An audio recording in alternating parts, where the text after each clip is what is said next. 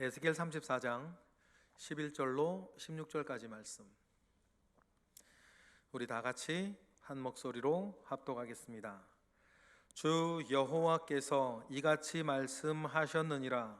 나 곧 내가 내 양을 찾고 찾되 목자가 양 가운데에 있는 날에 양이 흩어졌으면 그 때를 찾는 것 같이 내가 내 양을 찾아서 흐리고 캄캄한 날에 그 흩어진 모든 곳에서 그것들을 건져낼지라. 내가 그것들을 만민 가운데에서 끌어내며 여러 백성 가운데에서 모아 그 본토로 데리고 가서 이스라엘 산 위에와 시냇가에와 그 땅 모든 거주지에서 먹이되 좋은 꼴을 먹이고 그 우리를 이스라엘 높은 산에 두리니 그것들이 그곳에 있는 좋은 우리에 누워 있으며 이스라엘 산에서 살찐 꼴을 먹으리라. 내가 친히 내 양의 목자가 되어 그것들을 누워있게 할지라. 주 여호와의 말씀이니라. 그 잃어버린 자를 내가 찾으며 쫓기는 자를 내가 돌아오게 하며 상한 자를 내가 싸매주며 병든 자를 내가 강하게 하려니와 살진 자와 강한 자는 내가 없애고 정의대로 그것들을 먹이리라. 아멘. 하나님은 다 계획을 가지고 계심을 믿습니다. 저를 비롯해서 여기 계신 모든 한 사람 한 사람에게 하나님은 다 계획이 있으시다. 우리 하나님은 재가 변하여 화관이 되게 하시고 슬픔이 변하여 기쁨이 되게 하시는 분인 줄로 믿습니다. 그러한 모든 때 우리의 믿음은 무엇입니까? 재가 나에게 왔을 때 이것이 하나님의 계획 가운데 있다는 것을 아는 것, 그리고 화관이 나에게 왔을 때 이것도 하나님의 계획 가운데 있는 일이라는 것을 아는 것,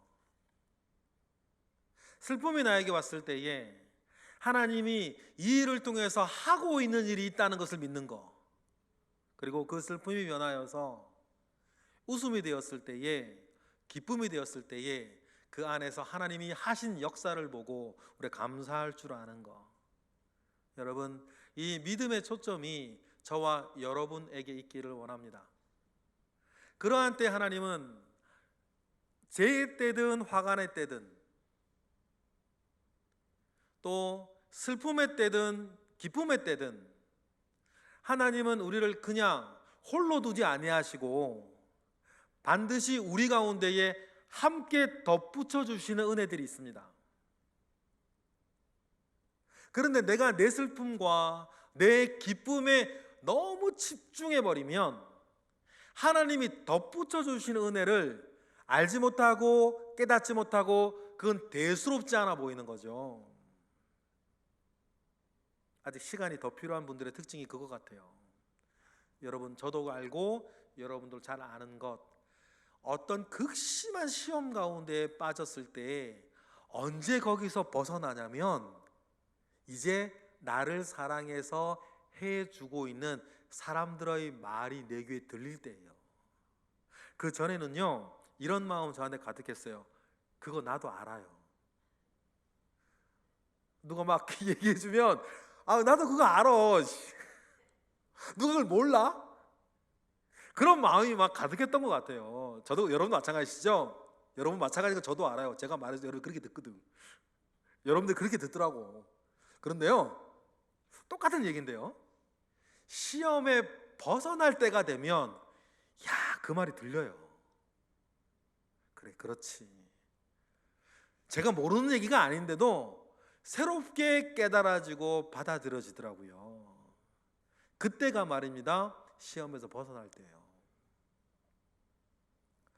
오늘 이스라엘이 에스겔서에서 정말 큰 시험 당하고 있지 않습니까? 멸망의 시험.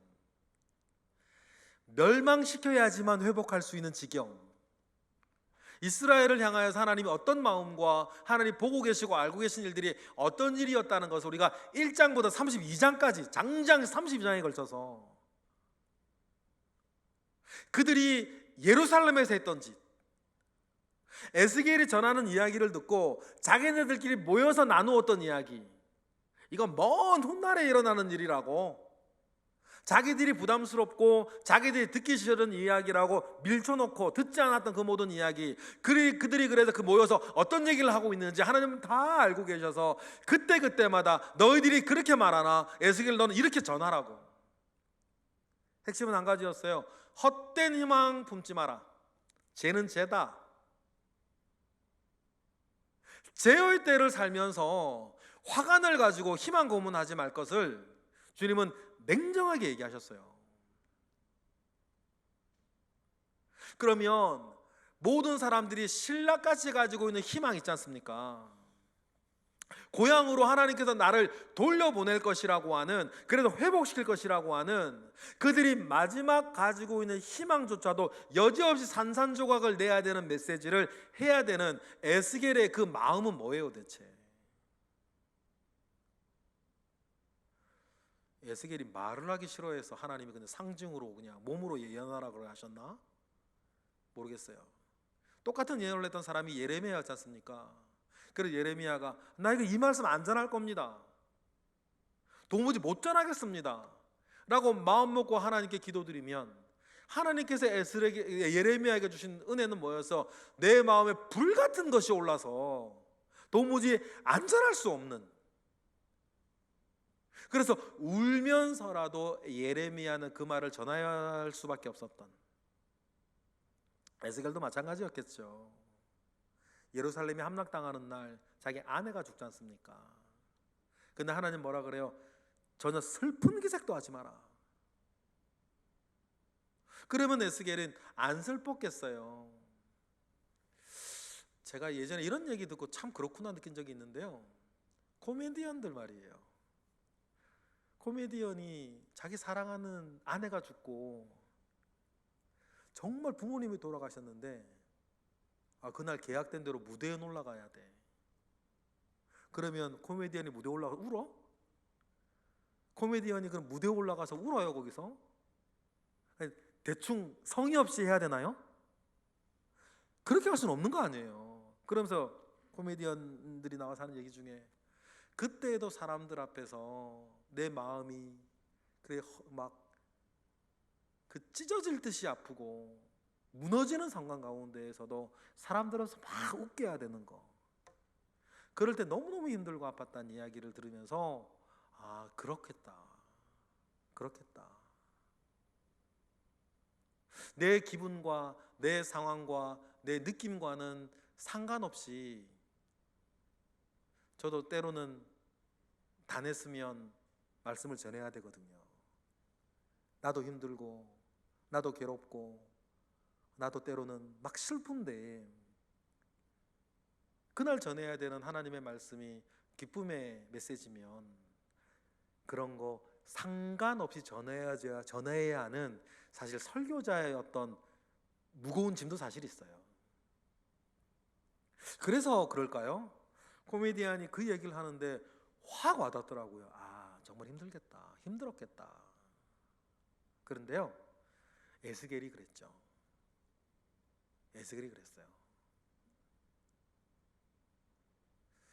그 긴 시간 동안 그럼 우리가 질문해야 될 거 하나 있지 않습니까? 하나님 왜 그렇게 시키셨을까? 그냥 한번 전하고 말지. 여러분, 예레미야의 예언과 예레미야와 에스겔의 예언은 이전에 다른 선지자들의 예언과 완전히 다릅니다. 이전에 다른 선지자들의 예언은 잘못을 지적하고 회개하고 돌아오라, 그럼 하나님 회복시켜 주실 것이야, 그 메시지였어요. 그런데요, 예레미야와 에스겔의 예언은 회개하고 돌아와라, 그럼 하나님께서 회복시켜 주신다, 그 얘기가 아니에요. 회개해도 소용없다, 그 말이거든요. 이미 때는 늦었고 회개해도 돌이켜지지 않는다. 그래서 신학적으로는 예레미야와 에스겔의 예언은 예언이 아니라 예고라고 그래요. 정해진 거니까. 그러면 회복되고 살아날 것이라고 하는 희망도 없이 하나님 하나는 풀어주셨죠. 여태까지 집단적으로 연좌제로 심판하던 것을 이제는 연좌제로 심판하지 아니하고 그 안에서 개별적으로 회개하고 돌아오는 이들은 내가 살릴 것이다. 그런 이야기를 풀어주시긴 하셨어요. 끝까지 회개하기를 원하셨는 하나님의 그 마음은 그렇게 흘러갔죠. 그러나 공동체로서, 나라로서 이스라엘, 그것은 끝이었어요. 포로로 잡혀왔던 이스라엘은 그들이 신락같이 가지고 있는 희망이 그거였지 않았습니까? 고향으로 돌아갈 길. 머지 아니하는 하나님이 우리를 고향으로 보내주시기를, 그래서 떠나왔던 그 고향으로 되돌아가고 부모님이 사셨던 곳, 내 가족들과 내 자녀들과 함께 살았던 그곳으로 되돌아가기만을 바라면서 어려운 포로 생활을 꿋꿋하게 그냥 버티고 있는데, 하나님은 에스겔에게 그런 거 다 필요 없다. 이제 끝났고 회개해도 소용없다. 벌은 벌로 받아라. 지금은 재의 때다. 그런 이야기를 하나님은 에스겔에게 하게 하셨어요. 그러면 좀 전에 드렸던 질문, 하나님은 왜 그런 메시지를 하게 하셨을까? 회개해서 돌이켜서 멸망을 안 시키게 되는 것이라고 하면 오케이, 그러면 이전의 선지자들처럼 그럼 회개의 말씀을 전해서 이스라엘이 회개하고 돌아오면 니느웨가 멸망에서 벗어난 것처럼, 아니면 히스기야 때처럼, 아니면 요시야 때처럼 그렇게 회복하셔서 시간을 더 늘려주신다든지 늦춰주신다면 좋을 텐데, 그런 것도 아니었단 말이에요. 그러면 전하는 에스겔은 뭐고 듣는 이스라엘은 뭐고, 그 이들 통해서 하나님께서 원하셨던 것은 무엇이냐는 거예요. 여러분, 그 비밀이 에스겔 33장부터 풀립니다. 하나님의 최종 목적이 이스라엘을 멸망시키는 게 아니잖아요. 저나 여러분들은 믿는 이가 우리 연약해서 시험 들 수 있고 죄 지을 수 있고 넘어질 수 있는데요, 그 정도나 깊이가 멸망시키지 아니하고서는 회복되지 않은 지경으로는 빠져선 안 되겠죠. 제가 옛날에 말씀드렸는지 모르겠는데요, 저는 하나님 앞에서 괜찮은 사람인가 보다 느낀 적이 한 번 있어요. 고등학교 때였는데요, 학교에 좀 늦어가지고 여차저차해서 학교에 늦어가지고 막 학교를 달려가는데 고개를 팍 돌려 골목길을 돌아가는데 어떤 사람이 거기다 그걸 설치해놨는지, 옛날엔 공중전화 박스가 벽에 붙어 있었던 거 아시죠? 요만큼 이렇게 돌자마자 그게 거기 있는 거예요.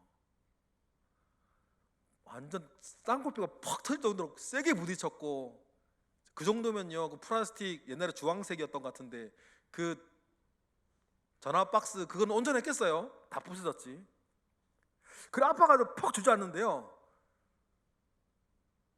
욕이 나오지 않고 제가 회개를 하더라고요. 하나님 잘못했습니다 하면서 제가 이상했어요. 내가 이걸 왜 하지?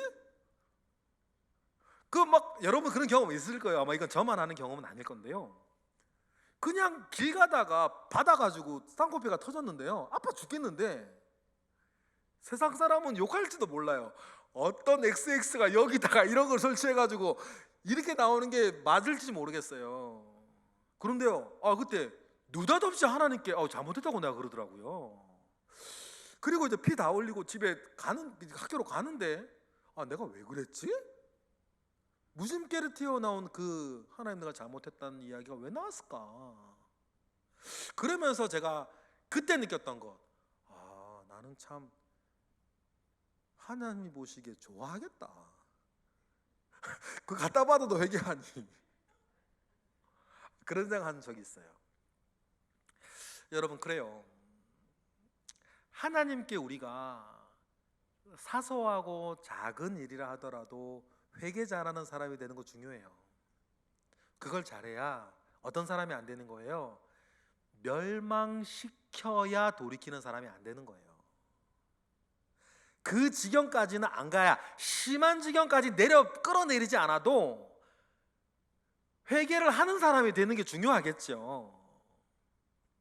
그런데 이스라엘은 그렇지 않았어요. 안타깝게도 수많은 선지자들을 보내고 수많은 경고의 메시지와 히스기야나 요시야나 하나님께 돌아온 사람들에게 준 증거를 통하여서, 여러분, 히스기야 때 남유다가 국력이 세서 아수르를 막아냈습니까? 그런 게 아니었단 말이에요. 그러나 왕과 백성이 하나님 아버지에 바로 섰을 때에 하나님께서 하나님의 도우심으로 13만 5천 명이라도 하룻밤에 그냥 죽어 시체가 되어버리는 기적과 역사들을 이스라엘의 증거를 보여주셨거든요. 너희들이 뭐만 하면, 회개하고 돌이켜오면. 그럼에도 불구하고 이스라엘은 하나님의 그런 경고와 그런 은혜들 속에서도 돌이키지 아니하고 계속해서 타락해 갔어요. 타락할 이유가 있었겠죠. 필요도 하고 재미도 있고 눈에 보이는 것들이니까. 그래서 에스겔의 시대가 오면 어떻게 되는 거예요? 하나님이 예언 안 하고 예고하실 정도로 멸망시키지 않으면 도저히 회복되지 못할 지경 가운데에 이스라엘은 빠져버린 거죠. 그런데요, 그 회개도 소용없다 라고 하는 멸망의 메시지를 예레미야가 계속 전했어요. 사람들은 시기하고, 예레미야는 죽을 뻔도 하고 감옥에도 갇히고, 그러면서 계속하고, 에스겔도 계속하고, 저거 미친놈 아니냐고 사람들이 막 이야기할 그때에도 계속하게 했죠. 그러나 어떻게 돼요?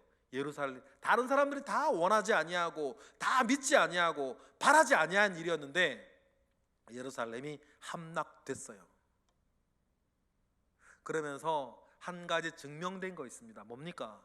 에스겔은 하나님이 세운 참 선지자로다. 그리고 예루살렘이 멸망당하고 하나님의 다음 스텝이 시작됩니다. 뭡니까? 오늘 우리 34절부터 읽는 이스라엘의 회복의 메시지예요. 그러면 이전에 여러 그 고난 가운데에서도 듣기 싫어하는 이야기를 목숨을 걸고 전하였던 에스겔이 예루살렘이 완전히 함락이 되는 것을 통해서 하나님이 세우신 유일한 참 선지자인 것이 드러나고 증명되었을 때에 이제는 그나마 비빌 언덕도 없고 마지막 한가락 신락 같은 희망을 끊어진 그때에 하나님께서 에스겔을 통해서 회복과 이스라엘의 영광에 대한 미래의 메시지를 전하기 시작했을 때에 그 에스겔의 이야기를 듣는 사람은 이제 못하게 듣지 않는다, 허투루 듣지 않아요. 여러분, 그 일을 위해서 하나님은 에스겔에게 사명을 주셨고 에스겔에게 그 어려운 지경 가운데에서 말하게 하시면서 이스라엘 백성들이 듣기 싫어하는 그 이야기를 계속 전하신 것 아닙니까? 그리고는 34장부터 이스라엘의 회복과 영광스러운 이스라엘 미래에 대한 이야기를 완전히 제로가 되었을 때에 에스겔로 하여금 전하게 하시면 그때부터 이스라엘은 예루살렘이 멸망당한 것으로 완전히 낙심하지 아니하고 완전히 주저앉지 아니하고 그들이 이제 인정하는 하나님의 선지자 에스겔에서부터 들려오는 회복과 미래의 메시지에 이스라엘은 뭐 할 수 있는 거예요? 다시 시작할 수 있는 거예요. 여러분, 그러니 맨 처음 드렸던 말씀, 하나님께서 우리에게 죄를 주시고 그리고 죄를 바꾸어 화관이 되게 하실 때 그 일들 속에서 하나님을 발견할 수 있는 것, 하나님의 계획을 우리가 알 수 있는 것, 그 깊은 은혜와 영적인 안목이 여러분, 저와 여러분들에게 꼭 있기를 원합니다. 그것이 없으면 우리가 세상 사람들과 하등 다를 게 없지 않습니까? 그래, 그 모든 일들 속에서 죄라면 죄의 때에 하나님의 뜻을 발견하고 화관이면 화관의 때에 하나님의 일을 발견하면 여러분, 우리는 그 하나님과 더불어서 우리는 다시 시작할 수 있다는 것들을 꼭 기억하시기를 원하고, 에스겔 34장의 이 반전을 통하여서 이때를 위해서 하나님은 에스겔에게 32장까지 그 모진 예언 활동을 다 듣기 싫어하는 그 이야기들을 계속 전하게 하셨다는 것을 우리는 기억해야 될 것입니다. 하나님께서 이스라엘을 완전히 멸망시킨다 할지라도 멸망시키는 것이 하나님의 목적이 아니라 이스라엘을 회복하고 보존시켜야만 되는 하나님의 큰 뜻이 있지 않습니까? 왜 그렇습니까? 예수 그리스도께서 이스라엘을 통해서 우리에게 오셔야 되니까. 그리고 하나님의 당면 과제는 이스라엘을 어떻게 하든지 간에 지켜내는 거예요. 그런데 그 지켜내는 방법이 맨 마지막에는 멸망을 시키지 않으면 지켜내지지 않는 그 지경까지 떨어졌던 거죠.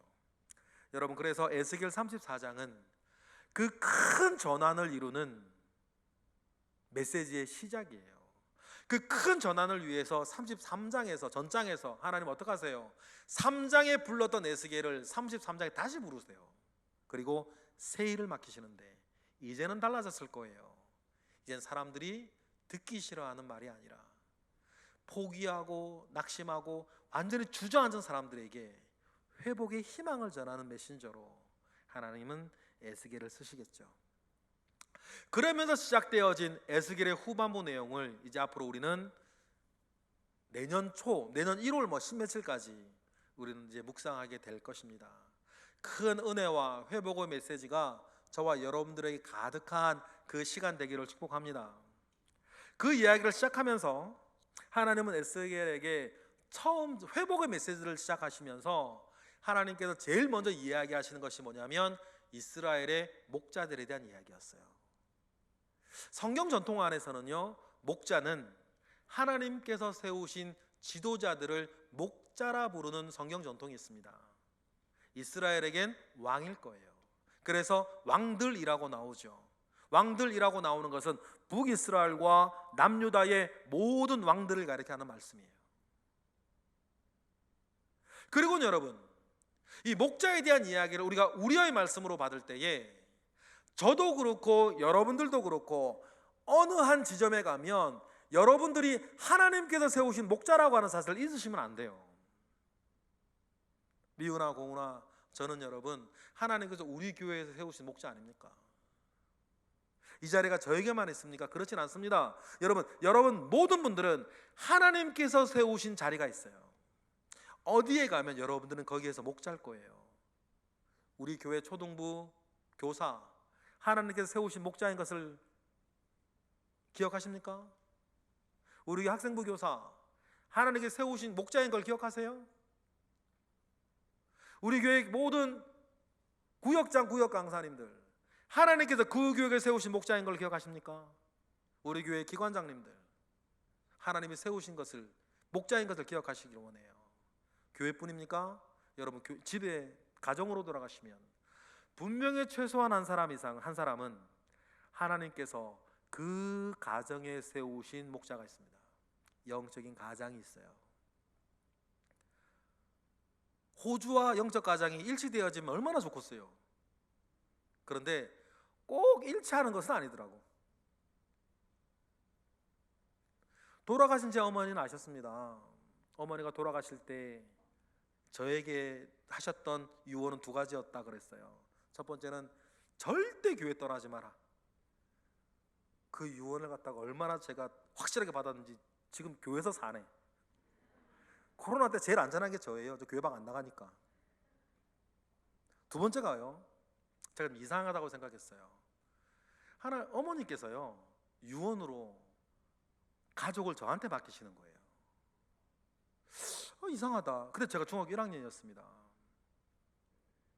누나는 고등학교 1학년이었고 아버지도 계셨는데 온 가족이 모여있는 자리에서 어머니가 마지막 유언을 하실 때 가족을 저한테 맡기셨어요. 유언을 하실 때는 말이죠, 왜 이런 소리를 나한테, 얘 이런 얘기를 나한테 하지? 그런 느낌밖에 없었어요. 그런데요, 제가 자라고 20살이 되고 30살이 되고 40살이 되었을 때에 어머니가 왜 그렇게 하셨을까? 그분은 아셨던 것 같아요. 자기 돌아가시면 이 집안의 가장은 저인 걸 아셨던 것 같아요. 비록 중학교 1학년임에도 불구하고. 여러분들의 가정에는 반드시 하나님이 세우신 한 사람의 가장이 있습니다.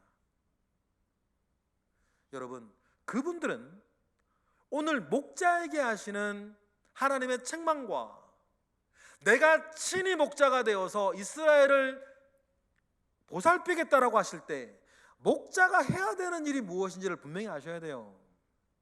이것이 비단 이스라엘의 목자, 성경을 조금 공부하신 분들은 이 목자들은 왕들을 말하는 것이로구나, 이건 알 수 있어요. 그런데 더 중요한 우리의 묵상은 뭐예요? 이 목자의 메시지는 하나님이 나에게 주신 메시지인 거 다 아시는 거예요. 하나님께서 이스라엘 왕을 세우실 때에 왕들이 절대로 하지 말아야 되는 것들을 얘기하신 적이 있습니다. 신명기였어요. 아직 가나안 땅에 들어가기도 전이에요. 사사기 시대가 최소 300년이니까 아직 이스라엘의 왕이 나타나려면 300년 이상 남은 세월이었는데도 불구하고 하나님은 광야의 이스라엘이 마지막 순간에 모세의 마지막 유언에 너희들이 만약에 저 땅 가운데서 왕을 세우려고 하면 왕은 다음과 같은 일을 하지 말아야 된다라고 얘기를 하셨어요. 신명기 17장이죠. 어떤 내용입니까? 읽어볼까요? 16절부터 시작. 그는 병마를 많이 두지 말 것이요 병마를 많이 얻으려고 그 백성을 애굽으로 돌아가게 하지 말 것이니 이는 여호와께서 너희에게 이르시기를 너희가 이후에는 그 길로 다시 돌아가지 말 것이라 하였음이라. 16장 잠깐 보세요. 16절. 하나님께서 이스라엘에게 왕이 있으면 그에게 뭘 하지 마라. 병마를 많이 두지 말고 병마를 많이 얻으려고 애굽에 사람 보내지 마라. 그 이야기를 하셨어요. 여러분 질문 하나 가지고 가세요. 왜 이렇게 말씀하셨지? 17절 다시 읽어볼까요? 시작. 그에게 아내를 많이 두어 그의 마음이 미혹되게 하지 말 것이며 자기를 위하여 은금을 많이 쌓지 말 것이니라. 그래 이스라엘의 왕들은 군병뿐만 아니라 아내를 많이 두어서도 안 되고 은금을 자기를 위해 쌓아서도 안 된다고 말씀하셨어요. 여기서 또 한 가지 질문. 왜 이렇게 말씀하셨지? 왜 그렇게 하셨을까요? 18절 대신에 뭐라라?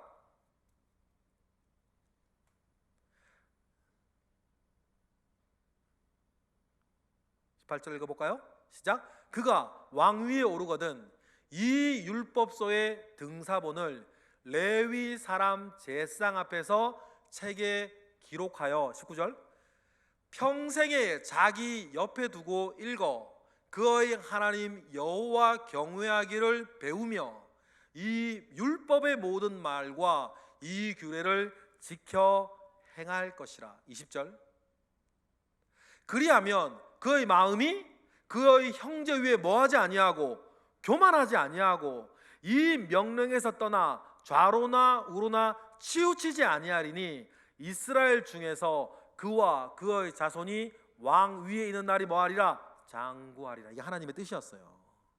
이스라엘의 왕이 있으면 하나님께서는 어떻게 생각하면 당시의 왕들에게 있어서는 별 대수롭지 않고 때로는 많으면 좋을 것 같은 일들, 군병을 많이 두지 말고 아내를 많이 두지 말고 너를 위해 은금을 쌓아두지 말라 그러셨어요.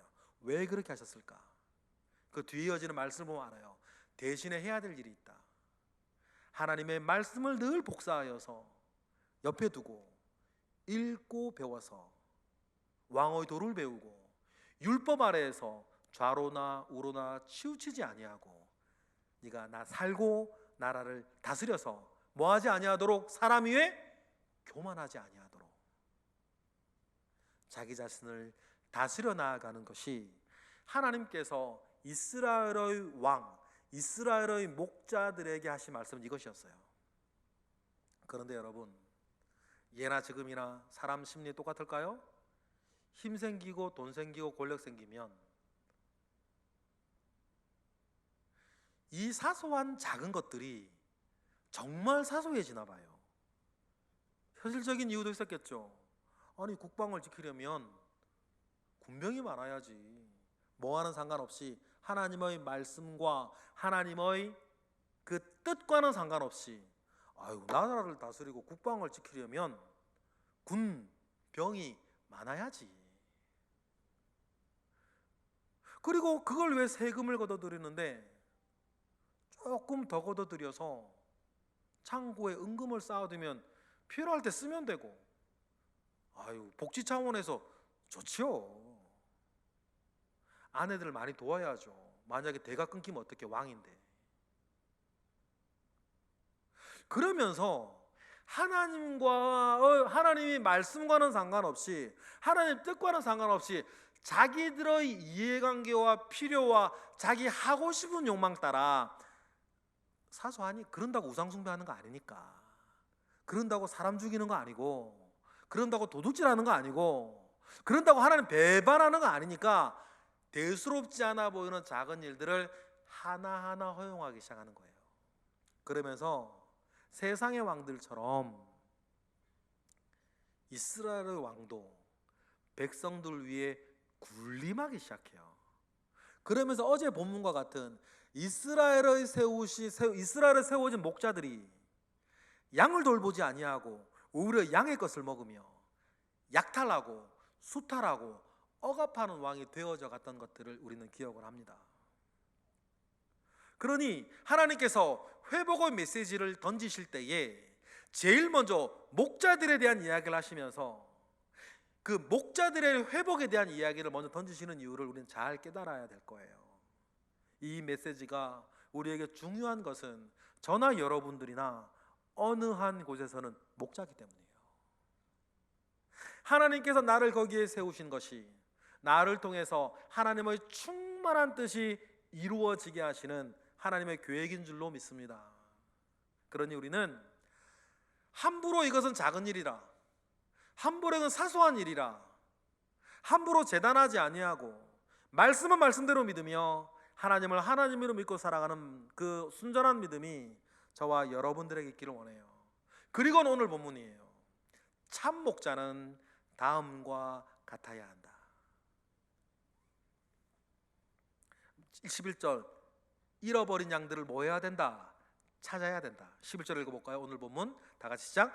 주 여호와께서 이같이 말씀하셨느니라. 나 곧 내가 내 양을 찾고 찾을 것이다. 그리고 12절 찾아서 뭐합니까? 건져낼 것이다. 다 같이 시작. 목자가 양 가운데 있는 날에 양이 흩어졌으면 그 때를 찾는 것 같이 내가 내 양을 찾아서 흐리고 캄캄한 날에 그 흩어진 모든 곳에서 그것들을 건져낼 것이다. 목자가 하는 일은 그 일을 하는 것이다. 찾아내고 흐리고 캄캄한 날에 그 모든 곳에서 내 양들을 건져내는 일, 그 구별되어진 책임과 사명이 목자들에게 있는 것 아니겠습니까? 여러분, 그 사명을 외면해서는 안 된다. 그리고는 건져내어서 어떻게 하는 거예요? 13절 14절 먹이는 것 아닙니까? 읽어보겠습니다. 시작. 내가 그것들을 만민 가운데에서 끌어내며 여러 백성 가운데에서 모아 그 본토로 데리고 가서 이스라엘 산 위에와 시냇가에와 그 땅 모든 거주지에서 먹이는데 가장 좋은 것을 가장 좋은 곳에서 먹여야 된다. 14절 시작. 좋은 거를 먹이고 그 우리를 이스라엘 높은 산에 두리니 그것들이 그곳에 있는 좋은 우리에 누워 있으며 이스라엘 산에서 살찐 꼴을 먹일 것이다. 이것이 뭡니까? 목자의 일. 그런데 이스라엘의 모든 목자 왕들은 이 일에 실패했어요. 왜냐하면 사소해 보이는 작은 일에 무너졌거든. 심지어는 다윗도 솔로몬도 아내가 몇 명이에요. 히스기야도 바벨론의 사신 앞에 왕의 곡관을 열어서 자랑한 은금이 얼마예요? 솔로몬이 가지고 그 모든 부귀영화는 뭡니까? 사람은 그것을 부러워하고稱颂하지만 사실 따지고 보면 하나님이 원하셨던 건 아니에요. 저는 교회마다 자기들의 재산이 많고 자기들의 재정에 남은 돈이 많다고 자랑하는 것처럼 꼴불견도 없다고 생각해요. 하나님 원하시는 게 그게 아니거든. 교회가 여러분 재산 많이 모으고 정식하는 게 자랑에 대해서 되겠습니까? 쓴 것이 자랑이 되어야지. 특히 어떤 일에 선하고 좋은 일에 쓴 것이 자랑이 되어야지. 가지고 모아놓은 거 자랑이 되면 되겠어요? 하나님께서 그걸 기뻐하지 않으세요. 왜냐하면 하나님께서 이스라엘 목자들에게 원하셨고 맨 처음 그려주셨던 사소한 먼 규례들을 여러분 기억해 보세요. 만약에 그것들이 지켜졌다면 그 큰 죄악은 지지도 않았을 거예요. 사람들 앞에 큰 소리도 못 치는 사람이 때릴 수 있겠습니까? 때리지도 못하는 사람이 죽일 수 있겠어요? 그런 건 못하는 거예요. 그러니 하나님은 먼 곳에서 이스라엘의 목자들이 제일 첫 전선을 그렇게 넓게 멀리 그어주셨는데 인간적으로 보면 대수롭지 않거든요. 그래서 하나하나 양보하다 보니까 나중엔 에스겔 세우면 끝까지 양보해버리네요. 여러분, 이 잘못을 우리는 범하지 않기를 바랍니다. 그렇게 이스라엘의 모든 백성들은 판판히 실패를 했고 목자들이 판판히 실패를 하니 이제 하나님의 위대한 선언이 뭐예요? 15절의 선언이에요. 뭡니까? 읽어보겠습니다. 시작. 내가 친히 내 양의 목자가 되어 그것들을 누워있게 할지라 주 여호와의 말씀이니라. 할렐루야. 그러니 하나님께서 뭐라고 선언하시는 거예요? 이제 이 내 양들을 내가 다른 이에게 맡기지 아니하고 내가 친히 내 양들의 목자가 될 것이다. 하나님 그 회복의 메시지를 시작하시는 거예요. 그리고 여러분, 이 하나님의 예언이 예수 그리스도 안에서 완전히 성취되는 것을 믿습니다. 나는 양의 문이라. 나는 선한 목자니. 주님께서 말씀하신 이유가 다 있어요. 뭡니까? 에스겔의 이 말씀을 성취하는 거거든요. 그러면 여러분, 예수 그리스도 나의 주님이요 나의 선한 목자로 알고 계시는 여러분, 우리가 꼭 기억할 것이 있습니다. 우리가 예수 그리스도를 나의 선한 목자로 알고 살진데 이제부터는 그의 목소리에 청종하는 거예요. 주님이 말씀하시기를 양은 누구의 목소리를 안 하니? 자기 목자의 목소리를 안 하니. 여러분, 그러니 이 세상에 많은 소리들이 있습니다. 얼마나 많은 소리들이 있습니까? 여러분, 말세의 징종과 아시죠? 다니엘서에 보면 디모데후서에도 나오지만 그건 영적인 이야기를 하고 있고 육적인 이야기의 다니엘서에 보면 말세의 징조들 가운데 사람들이 교통이 빨라지고 사람들이 이것저것 아는 것이 많아지고 듣는 것도 많아지고 보는 것도 많아지고 많은 소리에 압도되어지는 시대, 그 시대를 하나님은 뚜렷한 말세의 징조라고 했는데 지금 우리 시대가 그렇지 않습니까? 지구촌 여기저기에 우리가 모르는 일이 뭐가 있어요? 우리나라에 일어난 일들 가운데 모르는 일이 뭐가 있습니까? 그래, 그 많은 무성한 소리 가운데에서 여러분, 우리가 기억할 것이 있습니다. 내가 따라가야 할 내 목자의 음성. 많은 물소리와 같이 그 모든 세상의 소리를 잠재우고 내가 따라가야 할 나의 참된 목자, 하나님이 친히 나의 목자가 되어주시겠다 위대한 선언 앞에 우리가 기억해야 되는 것은 내가 따라가야 할 내 목자의 음성 가운데에 귀 기울이는 것. 여러분, 그 일들이 우리 가운데 꼭 불같이 일어나기를 원합니다. 코로나 시대입니다. 여러분, 코로나 시대에선 분명히 중요한 건 개인 예배예요. 개인 예배. 내가 기도하고 내가 홀로 있을 때 큐티하고. 여러분, 이 일 안 하시면 코로나 때 살아남을 수 없습니다. 두 번째가 뭡니까? 가정 예배예요. 우리 가정에 모여서 함께 예배하는 거, 그 주님의 말씀을 듣는 거, 함께 찬양하는 거. 여러분, 함부로 나와 우리 집은 이거 안 해도 된다, 그 교만함을 가지지 마세요. 미루지 마십시오. 분명히 하나님은 나의 목자 되셔서 주님은 나의 목자가 되시니 우리 가족은 다른 소리를 따라가지 아니하고 내 주님의 목소리를 청중하며 살아가야 된다. 이사야서의 말씀처럼 은을 아닌 것을 위해 양식을 달아주는 일, 세상의 많은 일들을 위해서 여러분 시간을 많이 쓰는 그때에 우리는 개인 예배 성공해야 되고 가정 예배 성공하셔야 돼요. 그래서 나와 우리 가족이 하나님의 음성을 청종할 수 있게 만들어야죠. 그분이 나의 목자시니까. 주님이 말씀하신 것처럼 내 양은 목자의 음성을 듣나니 그랬거든. 여러분, 그런 일 교회에서 1년 내내 강조하고 있습니다. 바빠서요, 모일 시간 없어서요, 우리는 인도할 사람이 없어서요. 여러분, 그런 변명하지 마시고 첫 번째 개인 예배, 두 번째 가정 예배 반드시 하셔야 돼요. 코로나 때에 하나님께서 우리에게 잃어버린 그 유산들 다시 되찾으라고 하실 때에 교회 공예배에 너무 의존되어 있던 우리의 신앙 패턴이 있었다면, 물론 제가 말씀드리면 여러분 집안에 아버지가 전하는 것보다 낫겠지. 그러면 제가 전하는 말씀보다 뭐 여의도 수목이 조용히 목사님 전하는 말 더 낫겠지. 그럼 방송도 가졌을 거예요. 그럼 거기서 그런 것처럼 여러분 개인 예배와 가정 예배 꼭 오래 안에 복원하셔야 돼요. 그리고 개인 예배와 가정 예배가 복원되어지는 것과 계를 같이 하여서 우리 교회 구역 예배 복원하셔야 돼요. 왜냐하면 가정에서 일어나는 일은 구역에서 해결하고 구역에서 일어나는 일은 가정에서 해결하고 이 쌍순환이 돼야 되잖아요. 남편 때문에 가슴 아파 죽겠는데 가정 예배 때 어떻게 얘기를 해? 구역 예배 때 얘기해야지. 공중 예배 때 손 들고 목사님 저 할 말 있습니다 하실 거예요? 그래서 우리가 소그룹 예배가 중요해요. 먼저는 내가 하나님 아버지를 대면하며 개인 예배하고 가정 예배하고 구역 예배하여서 하나님의 음성에 우리가 내 목자의 음성을 청종하는 일이 여러분 우리 가운데 꼭 일어나기를 바랍니다. 이렇게까지 얘기하는데 안 하시면 하나님이 참 그분 제껴놓을지도 몰라요.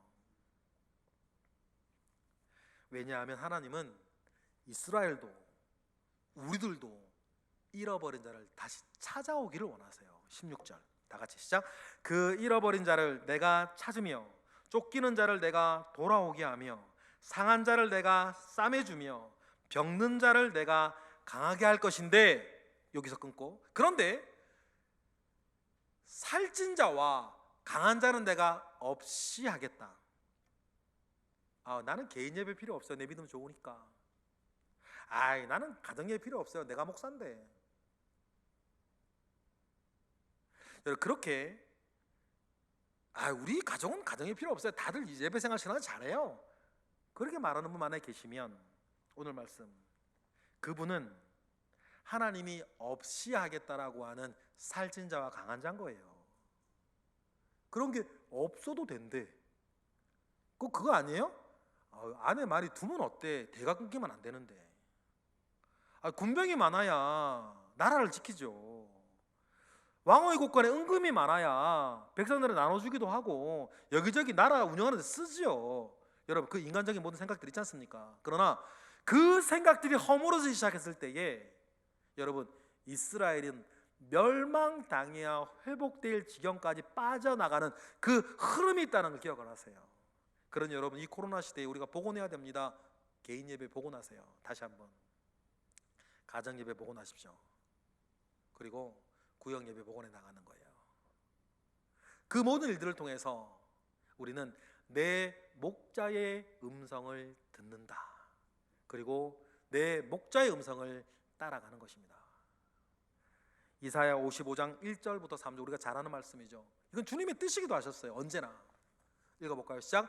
오호라 너희 모든 목마른 자들아 물로 나오라. 돈 없는 자도 오라.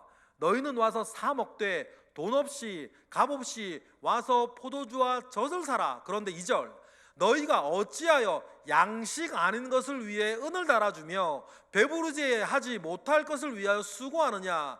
내게 듣고 들을지어다. 그리하면 너희가 좋은 것을 먹을 것이며 너희 자신들이 기름진 것으로 즐거움을 얻을 것이라. 할렐루야. 3절 너희는 귀를 기울이고 내게로 나와 들으라. 그리하면 너희의 영혼이 살리라. 내가 너희를 위하여 영원한 언약을 맺으리니 곧 다윗에게 허락한 확실한 은혜니라. 할렐루야. 여러분 그러니 우리는 주님이 위대한 선언 내가 친히 너희의 목자가 되어주겠다라고 하는 말씀이 예수 그리스도를 통해 이루어졌으니 이제는 나의 목자 되신 예수 그리스도 앞에 나아가 개인 예배로 그의 목소리를 듣고 우리 가정이 나아가 가정이 그의 목소리를 듣고 우리 구역이 나아가 구역으로 그의 목소리를 청종하며 더 이상 은혜 아닌 것과 양식이 아닌 것을 위해서 우리가 헛되이 허비하지 아니하고 그리고 우리가 다 모여서 우리 교회에서는 이 예배를 통하여서 하나님의 목소리에 청종하고 그 내 목자의 목소리를 따라 철로 역정을 끝까지 나아가는 데에 조금도 부족함이 없는 저희들이 되어야 될 줄로 믿어요.